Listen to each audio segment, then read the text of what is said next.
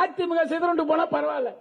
ஆனால் இந்தியாவிலே திராவிட அரசியலை நடத்திக் கொண்டு இந்தியாவில் உள்ள மதசார்பற்ற கொள்கையை ஏந்தி மத வெறி பிடித்த மதசார்புள்ள ஒரு பிஜேபி போன்ற கட்சிகளிடமிருந்து இந்த தமிழ்நாட்டை காப்பாற்ற திராவிட முன்னேற்ற கழகம் கண்டிப்பா ஒண்ணு.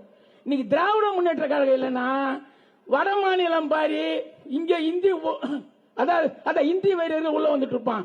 பிஜேபி ஆட்சி கொண்டு இருப்பான். ஈஸியா ஏமாத்திரும். ஓபிஎஸ் இபிஎஸ் எல்லாம் ஈஸியா ஏமாத்திரும். ஏன்னா எல்லாரு மேலும் திருட்டு கேசுக்குது, எல்லாம் கொள்ளையடிச்சு எல்லாரு மேலும் கேசுக்குது. இவங்க எல்லாம் ஈஸியா மிரட்டி பிஜேபி வந்து உட்காந்துக்கும். அந்த மத சார்புள்ள மதவெறி பிடித்த சக்திகளிடம் இருந்து காப்பாற்ற திமுக வேணும். திமுகவை காப்பாற்ற யார் வேணும்? யாரை நம்பி கொடுப்பீங்க திமுகவை? டாக்டர் கலைஞர் ஆட்சியில் இருந்தார். அவருக்கு அடுத்தது அன்பு தளபதியார் அவர்களை வந்து அடையாளம் காட்டினார். அடையாளம் காட்டினா எல்லா திமுக காரனையும் கூப்பிட்டு ஏவா எல்லாம் இவர் தான் அடுத்த தலைவர் நான் சொன்னாரு. சொல்லல.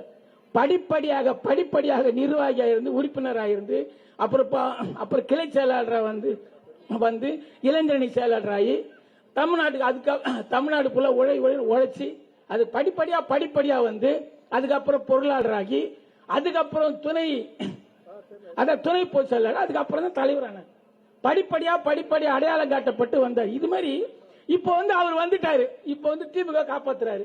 தலைவருக்கு அப்புறம் தளபதிக்கு அப்புறம் இந்த கட்சியை காப்பாற்ற யார் வேணும்? நாங்க எல்லாம் சேர்ந்து அண்ணன் உதயநிதி அவர்கள் தான் வரணும்.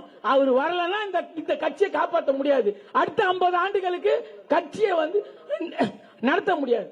அப்படின்றதுனால எல்லாரும் வந்து அண்ணன் உதயநிதி அவர்கள் இளம் தலைவராக ஏற்றுக்கொண்டோம். அதே மாதிரி டாக்டர் கலைஞர் ஒருத்தர் கேட்டாங்க, அடுத்த தலைவர் யாருங்க கட்சிக்கு? அவர் சொன்னார் சிரிச்சிக்கினே, இது சங்கர மடம் அல்ல, அடுத்த வாரிசு தேர்ந்தெடுக்கிறது. ஏன் சொன்னார்னா சங்கர மடத்துல என்ன பண்ணு தெரியுமா? யாருன்னா ஒரு ஐயர் பையனை கூட்டினு வருவானுங்க. ஏதோ ஒரு நட்சத்திரத்தை பிறந்த ஆளை இன்னும் வந்து இவதான் அடுத்த வாரிசுன்னுவான். அது எல்லாரும் ஐயரை ஏத்துப்பான்.